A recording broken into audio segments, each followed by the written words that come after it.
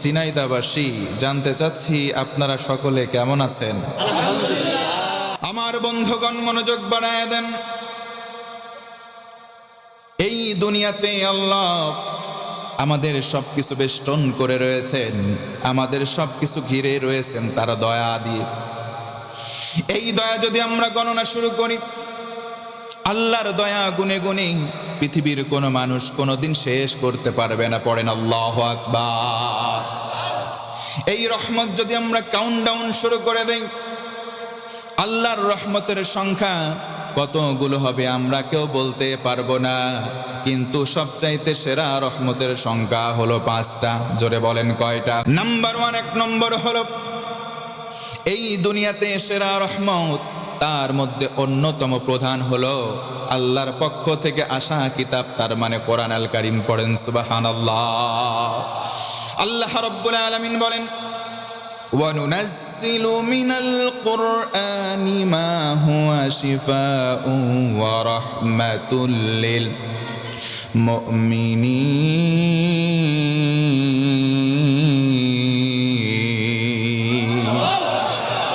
আমার আল্লাহ বলেন, ও গোলাম, আমি একটা কিতাব দিলাম, এই কিতাবের ভেতরে রহমত দিলাম, দয়া দিলাম কাদের জন্য?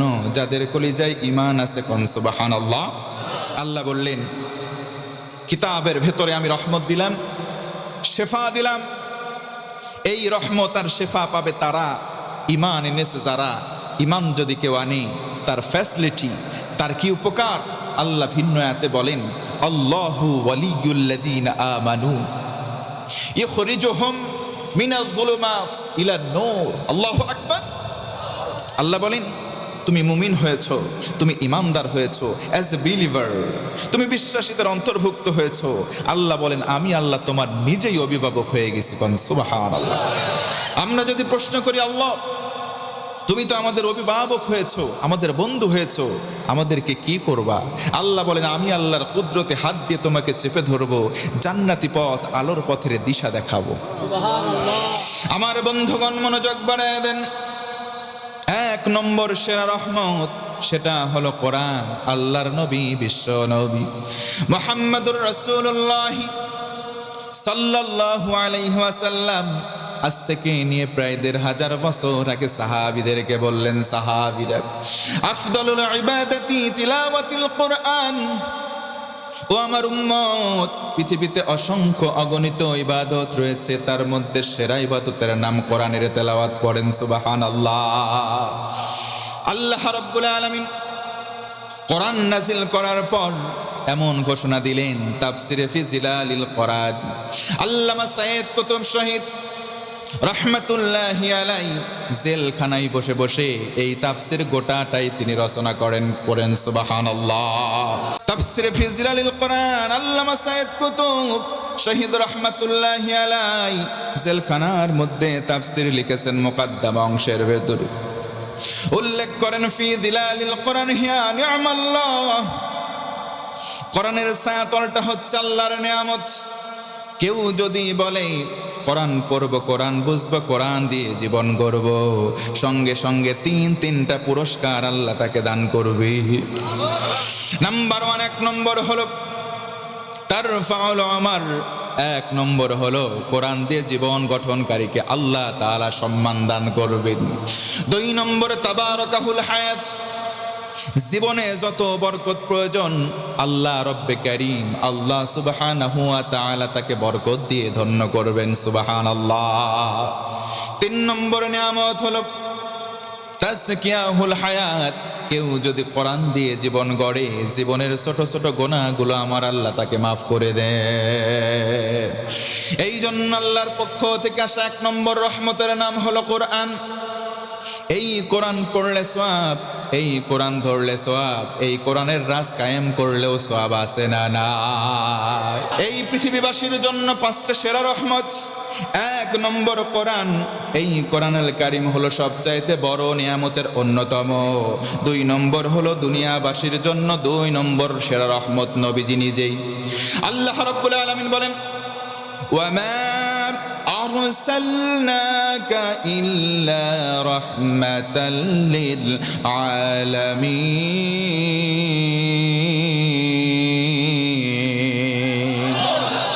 আমার আল্লাহ বলেন, ও নবীজি, গোটা বিশ্ববাসীর জন্য রহমত ছাড়া অন্য কিছু নয়, শুধুমাত্র দয়া করে আপনাকে প্রেরণ করলাম। মুসলমান উঁচু গলায় বলতে হবে আল্লাহু আকবার। নবীজি কেমন দয়ার ছিলেন?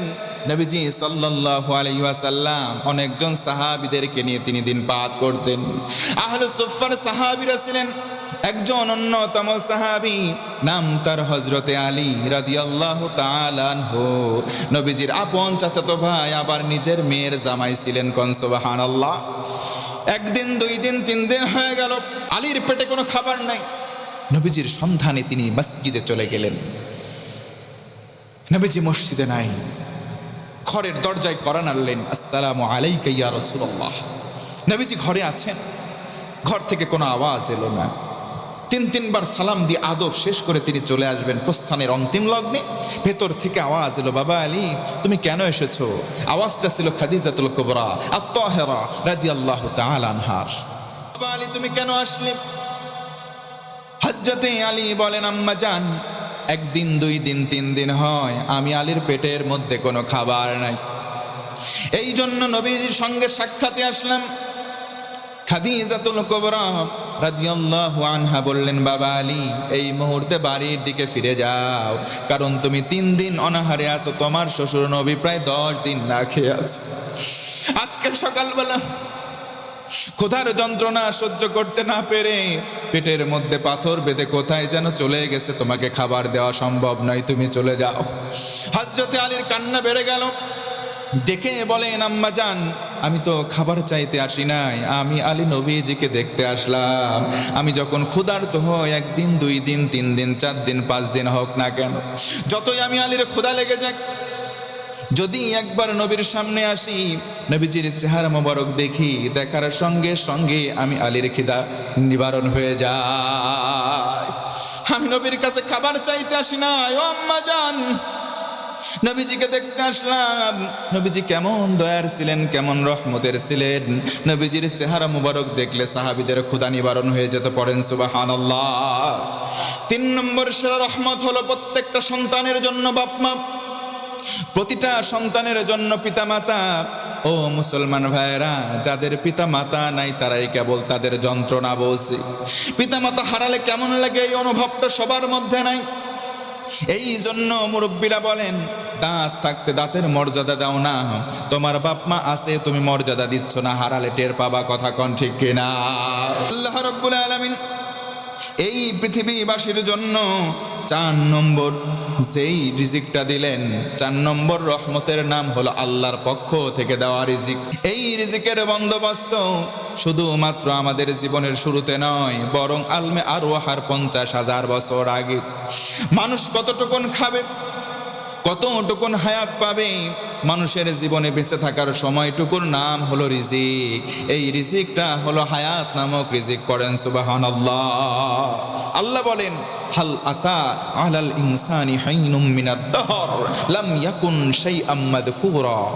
এ বান্দা, উল্লেখ করার মতো তেমন তোমার পরিচয় ছিল না।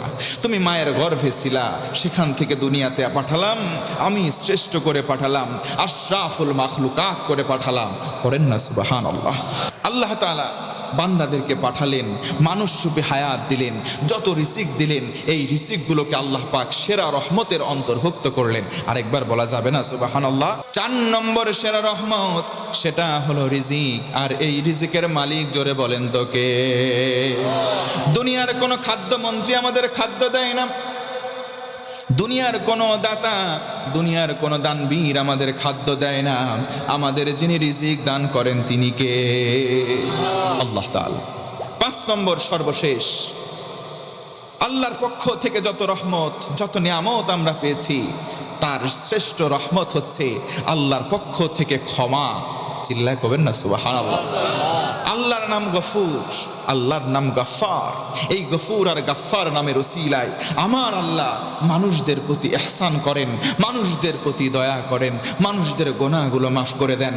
আল্লাহ বলেন বান্দারে তওবা কর, বান্দারে তওবা কর, মান তাবা ওয়া আমানা ওয়া আমিলা আমালান সালিহা ফাউলাইকা ইউবাদদিলুল্লাহু সাইয়্যাতিহিম হাসানাত। পড়েন সুবহানাল্লাহ। আল্লাহ বলেন বান্দারে তুমি যদি তওবার মতো তওবা করো, আর যদি তোমার আমলটাকে বাস্তবায়ন করতে থাকো, যদি চালাতে থাকো, নেক আমল করতে থাকো, আমি আল্লাহ তোমার পিছনের জীবনের সমস্ত গোনাগুলোকে নেকি দ্বারা পাল্টিয়ে দেব। যত গোনা সবগুলো নেকি বানাবো। সুবহানাল্লাহ। পৃথিবীর মানুষের জন্য আমার আল্লাহর পক্ষ থেকে পাঁচটা সেরা রহমত। 1 নম্বর হলো কোরআন আল কারীম, পড়েন সুবহানাল্লাহ। 2 নম্বর হলো স্বয়ং নবীজি। 3 নম্বর হলো প্রতিটা সন্তানের জন্য তার নিজের বাপ মা। আমরা সবাই বাপ মার প্রতি খেদমতের আচরণ দিয়ে তাদেরকে ধন্য করার চেষ্টা করব, পড়েন ইনশাআল্লাহ। 4 নম্বর হলো প্রতিটা মানুষের জন্য রিজিককে আল্লাহ রহমত ঘোষণা করলেন। 5 নম্বর হলো আল্লাহ রব্বুল আলামিনের ক্ষমা। আমরা সবাই ক্ষমার জন্য দরখাস্ত করব কার কাছে? আল্লাহ রব্বুল আলামিনের কাছে দরখাস্ত করব। আমার আল্লাহ বলেন গোলাম তোমরা যদি আমি আল্লাহর কাছে চাও, উদউনি আস্তাজিব লাকুম, বান্দা চাওয়ার সঙ্গে সঙ্গে আমি আল্লাহ তোমাদের দিয়ে দেব।